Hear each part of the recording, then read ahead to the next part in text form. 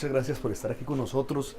Usted es conocido por abordar temas difíciles en su obra. Creo que usted mismo ha dicho que no hay tabús. Pero ¿hay alguno que lo haya hecho pensar dos veces a la hora de escribirlo para jóvenes que usted crea que haya sido más difícil de tratar? Bueno, sí, pero se trata más de una obra para jóvenes y adultos. Es una obra que toma como base Harry Potter, pero convierto esto, en vez de una escuela de magia y hechicería, en una escuela de sexo y prostitución. Es una especie de Harry Potter porno, digamos. En ese sentido, sí me costaba un poco de trabajo tomar a un ícono de la literatura infantil, para transformarlo, meterlo en un mundo de adultos, un mundo además más complicado, ¿no? Donde sí los tabús son importantes. Pero ya después de meterle Harry Potter, llegaron otros autores a alimentar esa novela, y está desde Kafka hasta García Márquez, Octavio Paz, en fin, una serie de autores. ¿Por qué Harry Potter? ¿Por qué decidió hacer eso? Y coger ese icono, como usted mismo dice, y darle una vuelta, ¿no? Ponerlo de cabeza y llevarlo allá. Fue algo circunstancial, partió de una pregunta. Yo dije, el mundo del sexo, la pornografía, la prostitución es muy floreciente en todo el mundo, salvo en los países donde está prohibido. En el mundo es muy floreciente. Y la pregunta era, ¿dónde se preparan los profesionales de ese mundo? Entonces, en ese entonces, cuando lo escribí hace 10 años, aunque acaba de salir la novela, estaba todavía en cartelera las películas de Harry Potter, y no fue difícil hacer la comparación, ¿no? ¿Por qué no una escuela de sexo y prostitución? Traté de ubicarla en México, dije que es una sociedad muy hipócrita que no la toleraría, y finalmente la ubiqué en Francia. Y entonces, bueno, ese es el resultado y la justificación. Una sociedad, bueno, como usted dice, hipócrita, como bueno, pasa mucho en América Latina, pero donde la relación con la muerte es muy distinta a la que tenemos en otros países. Pero hablar de la muerte para un público joven es fácil, es difícil, es más fácil para usted como un autor mexicano. ¿Cómo es Bueno, eso? tengo dos obras que tocan el sector juvenil, y ambas tienen que ver con la muerte. En un caso es un cuento que se llama Los pinches chamacos. No lo escribí pensando en jóvenes, lo escribí en un cuento más que surgió de una visita que hice a Los Ángeles, California, y de una entrevista con el director de una asociación no gubernamental dedicada a proteger a las jóvenes que se tatuaban, para que no pasaran a un barrio donde su vida corría peligro si llevaban ese tatuaje, ¿no? Y me platicaba esta persona acerca de las pruebas que le hacen a los jóvenes para entrar a las pandillas, y una de ellas es hacerlos matar. Les ponen una pistola en la mano y hacen que maten. Me dio muchas vueltas esa imagen de un niño de 12 años con una pistola, y surgió este cuento en el que hay niños asesinos, pero está tratado con un humor negro.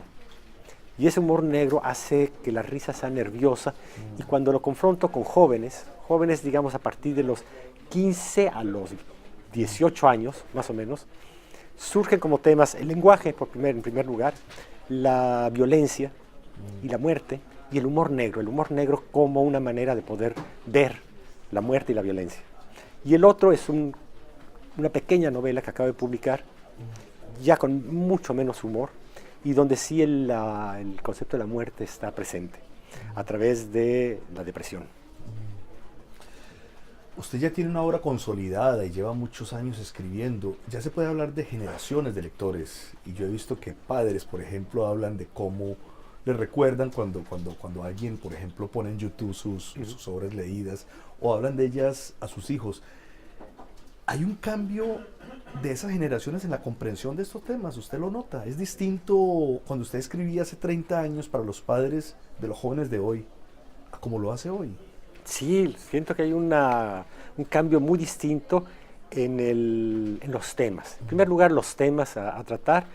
Antes se pensaba que solamente príncipes, princesas, castillos, animales, duendes, y hoy están sobre la mesa de la literatura infantil temas como la muerte, el divorcio, la diversidad sexual. Cualquier tema que antes se consideraba duro, hoy está presente, y lo que vimos es el tratamiento. El tratamiento es lo que hace que un libro así pueda ser leído por niños. Y también ha cambiado nuestra concepción del niño. Antes lo veíamos como un ser al que había que proteger de estos temas, y hoy sabemos que es alguien muy inteligente, exigente, y que puede comprender, si se le da bien ese libro, lo puede comprender muy bien. Y no le sucede lo que le sucede al mundo adulto.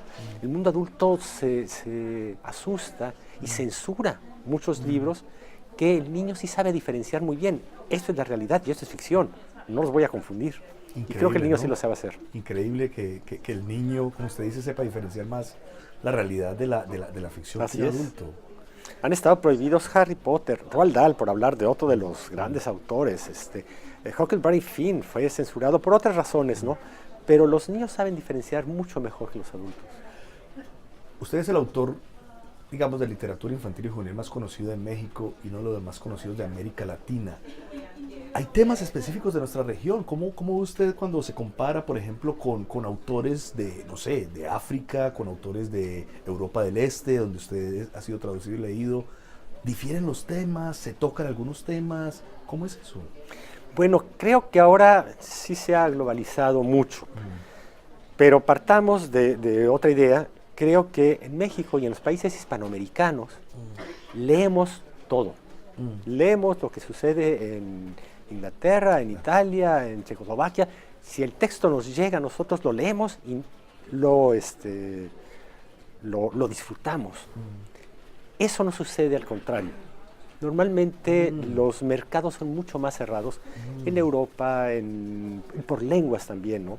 Se cierran mucho más, se leen a sí mismos y tienen pocos ojos para ver a los demás. Creo que en ese sentido somos más ricos nosotros, en tanto que sí tenemos el conocimiento de todo. Y esos temas que los tenemos, creo que los podemos tocar, ¿no? Y yo siento que cualquier tema que se toca en otras partes del mundo, lo tocamos nosotros.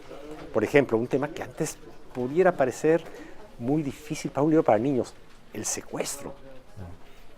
Bueno, hay una autora colombiana, Irene Vasco, que en un país que, tú lo sabes, que ha tenido ese problema muy fuerte, ¿por qué no tocarlo en un libro para niños? Es un libro que tuvo su impacto y que sigue publicándose. Entonces, bueno, sí ha cambiado nuestra concepción, ¿no? ¿Hay algún tema tabú para usted? Usted dice que no, pero ¿hay algún tema que usted...? No, yo creo que no. Yo ya dejé de asustarme de los mercados, de los publicistas, de los comerciantes. Las editoriales tienen comerciantes y dicen, este libro para que llegue a un niño tiene que ser aprobado por el maestro, tiene que ser aprobado por el padre y por lo tanto hay temas prohibidos. Claro, y eso sí se impone. Pero es un tema más de adultos y de comerciantes, como usted dice, no del niño. No del niño.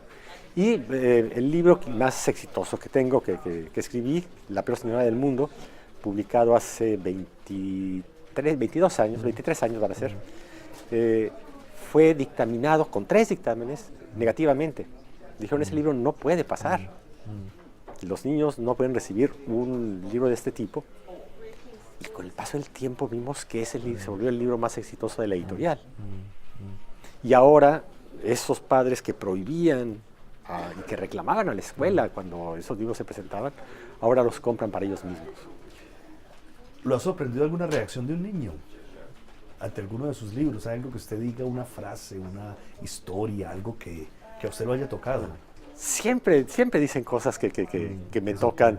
Desde algún libro, el niño en Bogotá que me preguntó, ¿ya has comido comida para perros? Porque supongo que comen comida para perros, la peor señora les da eso a sus hijos. Hasta ayudas, ideas que me han dado para... Leo a veces algún adelanto de lo que estoy escribiendo y las ideas que dan son buenas. Entonces, escucho mucho y voy mucho a las escuelas. Tengo esa ventaja, que sí me invitan mucho a las escuelas y los oigo mucho. Obras suyas han sido traducidas al coreano, al polaco, al lituano. ¿Por qué esos países? ¿Y sabe algo de las reacciones de los niños de esos países ante obras que de todas maneras son tan latinoamericanas? No lo sé, la verdad lo desconozco totalmente. Se han traducido algunas cosas mías, pero la reacción no la conozco. ¿Y no le han llegado, por ejemplo, cartas de niños de esos países? No recuerdo. Sí de otros países, por supuesto, pero de países hispanoamericanos. Colombia, Argentina, Chile, Perú, Guatemala. Sí, ahí sí he tenido comunicación. Además he ido también a las escuelas y he tenido contacto con ellos.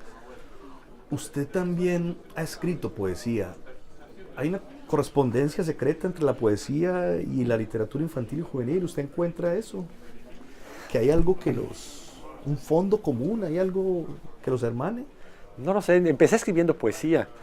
Escribí mucha poesía, pero cuando publiqué mi obra completa no alcanzó ni siquiera a tener lomo, eran unos cuantos poemitas, y esa poesía se empezó a volver cada vez más narrativa, hasta que descubrí que el cuento era el género en el que yo me sentía más cercano. Pero hace algunos años me pidieron que escribiera un poema para niños, para ser incluido dentro de un volumen colectivo que trataba sobre el cuerpo. Cada poeta tenía que tomar una parte del cuerpo para escribir un poema sobre él, y escribí después de muchos años un poema sobre los ojos. Y después escribí otro poema más que tiene que ver con Bogotá, no sé por qué he hablado ahora tanto con Colombia, y tiene que ver con Bogotá, se llama Sueño en Bogotá. Y escribí un libro que se llama Poesía eras tú, que es una burla de la poesía, es una burla de aquel que se cree poeta. Pongo ahí como personaje a alguien que se dice a sí mismo poeta, y quien se dice a sí mismo poeta es que es poeta, pero todo es una burla, una manera de hablar de una antipoesía, no a la manera de Nicanor Parra, de una antipoesía sí. por no ser poesía, ¿no? Francisco Hinojosa, ¿qué está escribiendo ahora? ¿Cuáles son los temas que le preocupan ahora? Siempre tengo algo en el cajón, libros comenzados hace tiempo para niños, tengo varios, que de pronto llega alguno que tiene su momento. Casi cada uno de ellos tiene 8 o 10 años de haber sido empezado. Pero tengo como proyecto ahora escribir un libro de autoficción, esto que se llama, que dicen más bien en España autoficción, una especie de crónica de viajes. Escribí 2 libros de crónica de viajes, uno sobre Los Ángeles, California, y otro sobre Chicago, especialmente la vida de los mexicanos en estas ciudades.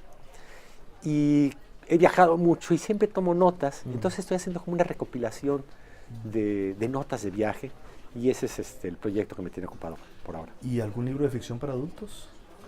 Por lo pronto Una no. novela, Por lo pronto no. Sí, siempre tengo cuentos, y hay veces que tardan, como te decía, hasta 10 años en juntar un volumen de cuentos, y cuando sale, pues sale. Francisco Hinojosa, muchas gracias. De nada, con todo gusto.